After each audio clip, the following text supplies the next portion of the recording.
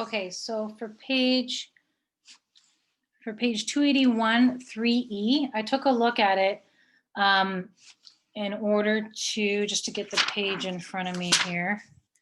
Find the zeros is basically what it asks, right? So to get the zeros, you factor. So I factored out the 5, and then I was left with x squared minus 56, which might have been where you were stuck as well.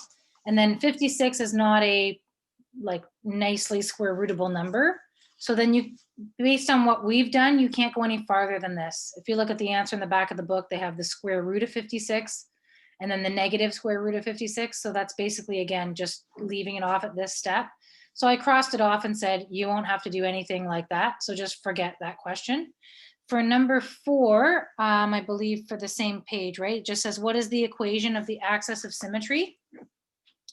We did briefly talk about that at the beginning of chapter 5, but if you saw the review questions for the test, that's what I wrote here, not on the test. But just to explain what it is, again, if you have a parabola that opens down or opens up, it would be that vertical line that splits the parabola in half. So like I call it like the mirror line. So I said right here, axis of symmetry, if you can read my writing, is the line that splits the parabola in half. And so, for example, if we look at 4a, we've got a 0 at 2, x equals 2, and a 0 at x equals 10. So smack in the middle of that, if you went 10 plus 2 is 12, divided by 2 is 6. So if you look, the vertex, right, is sitting right along 6 on the x-axis. But remember, that's an entire vertical line, right? That splits the parabola in half. So remember, a vertical line has the equation x equals. So it's just x equals 6, because all the way down that line on 6 would split the parabola in half. But again, I'm not going to ask you anything like that on this test. So then we move to page 273. Number 11, so sorry, to page 74. So this is the car, like the stunt car going off in the air. And we've got an original trinomial here, right? So I know you only asked for B and C, but I needed to get A in order to do the rest. So A was find the zeros. So again, anytime I want to find the zeros, I want to factor. So I factored out my A value of negative 0.1. And I wrote down what was left over. So I had d squared minus 5d minus 36. And then I factored this. So two numbers that multiply to negative 36 and add to negative 5. So I have my chart of everything that multiplies to 36. And so I had 4 and 9. So in order to get negative 5, right, I have positive 4 and negative 9. So then I wrote out A again, and then I put d plus 4 and d minus 9. So then my zeros are what's opposite that in the brackets. So my zeros are x equals negative 4 and x equals 9. Technically, you could have called it d equals and d equals. I just didn't want to confuse anybody. And d, right, represents in this equation the horizontal distance from the ramp. Well, you can't be negative 4 distance away from a ramp. So again, that just means NA, not applicable. That one doesn't make sense. So my only answer is x equals 9. So technically as a parabola, I have a 0 over at negative 4 on x, and I have another x-intercept over at 9 on x. But anything to the left side of 0, right, doesn't make sense because I can't have a negative distance. So that means at 0, right at 0, 0, my y-intercept, remember, so my initial height of the vehicle, the ramp, right, is your C value, would be 3.6. So technically from 3.6 to then up in the air at its maximum point, which we'll talk about later, and then back down, right, my other 0, x-intercept's at 9. So when it asks for B, how far from the ramp will the car land? If these are my two zeros, right, and this one doesn't make sense, then this number here is where it landed, because that's where it hits the x-axis again, which is the ground. The ground level is the x-axis. So here I just said the car lands 9 meters away, but again, on a test, you could explain further saying like, because that is the 0, that is the x-intercept where it hits the ground. So then for C, you won't have a question like C on the test, but suppose the stunt is done inside like a studio building, right? And they have ceilings that are 10 meters high. will the car, when it's jumping off this ramp, hit the ceiling?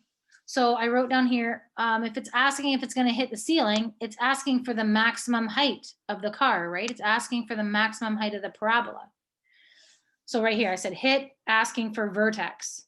So again, the vertex is right in between your two zeros. So even though this zero doesn't make sense, it's still kind of like secretly there, right? I still have a 0 at -4 and an x-intercept at 9. So if I take, remember, you add the two together and divide by 2 to get what's smack in the middle.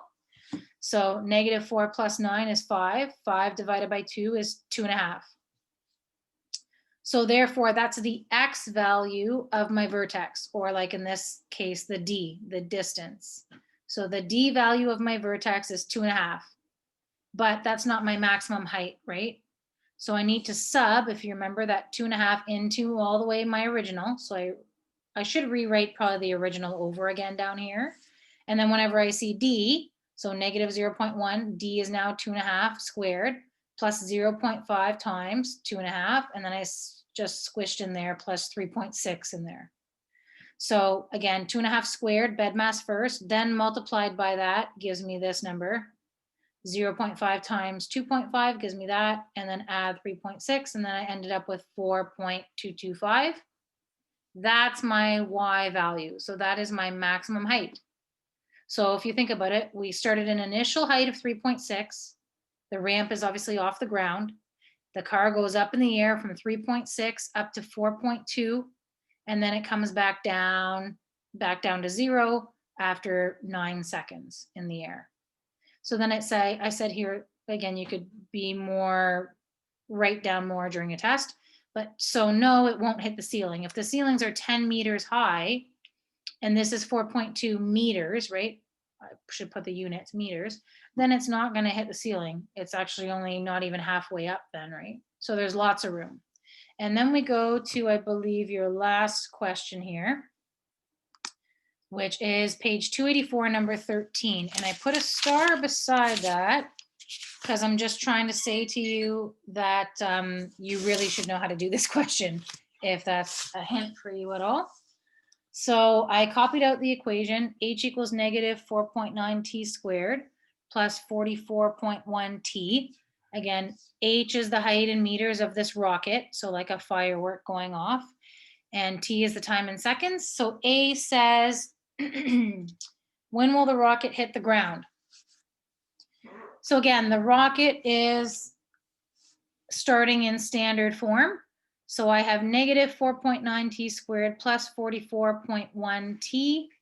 And then, so that's ax squared plus bx, and then plus c. C would be 0. So my y-intercept here is 0. So this firework is telling me is starting on the ground. And it might even say that in the question, but I don't think so, no. So it's good to know, based on just the equation, the firework is starting on the ground. It's going up in the air to a maximum height. We don't know what that is. It's asking us in B and then coming back down, right? So it's an upside down parabola. So when will it hit the ground? It's going to hit the ground at the x-intercept, right? So find the zeros. I already know that one of my zeros would start at 0. Because if my y-intercept, if my initial value is 0 on the ground, that would be my first x-intercept too, right? It's going to start at the ground, come up in the air, and come back down. So I factor to find the zeros.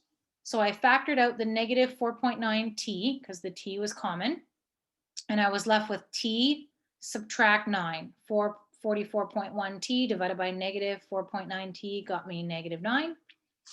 So again, opposite the bracket. So t is +9. My zeros are like x, right? And this 0 is -4.9 times what? So when it looks like that, it's just 0, right? A number times 0. So just like I said, I knew that my first x-intercept would start at 0 because it has the y-intercept starting at 0. Goes up in the air and then it comes back down after 9 seconds. So when will the rocket hit the ground? Therefore, the rocket hits the ground at 9 seconds. Hopefully that makes sense. C, you don't need to know how to do, so I just skip C. But for B, what is the rocket's maximum height? So again, maximum height is asking for the vertex. Don't get confused. The maximum height is not the initial value, right? It starts, in this case, it's starting on the ground. But like even the last question with the car, it starts at 3.6, but it's going up in the air higher than that, right? And then coming back down. So the maximum height is usually not the initial value. So I need the vertex. So same as the last question, I take my two zeros, 0 plus 9, add them together. 9 divided by 2 is 4.5. Here I just made a mistake. So the x value of the vertex is 4.5. So that's the middle of the parabola along the x-axis. But then I need to figure out what the y value is, right? Or in this case, we're calling it h for height, to figure out what the maximum height would be at that point. So again, I take that 4.5 and I sub it into the original. So I go back, and again, I could have written out the original again, but h equals negative 4.9 and then the number 4.5 squared right here, plus 44.1 times, that's just a mistake, that's times with a bracket, 4.5. That's not a negative. I started writing something else and then, anyway, so it's 44.1 multiplied by 4.5. All of this together, I'm not going to explain it, equals that, because hopefully you know bad math rules, and these two multiplied is that, and then I finally add them and I get that. So at a time of 4.5 seconds, I am at a y value of 99.2. I just rounded to 1 decimal place, and that's in meters right up here. So that's my maximum height. So therefore the rockets or the fireworks maximum height is 99.2 meters. So hopefully that makes sense. Let me know. You can email me if you don't understand it.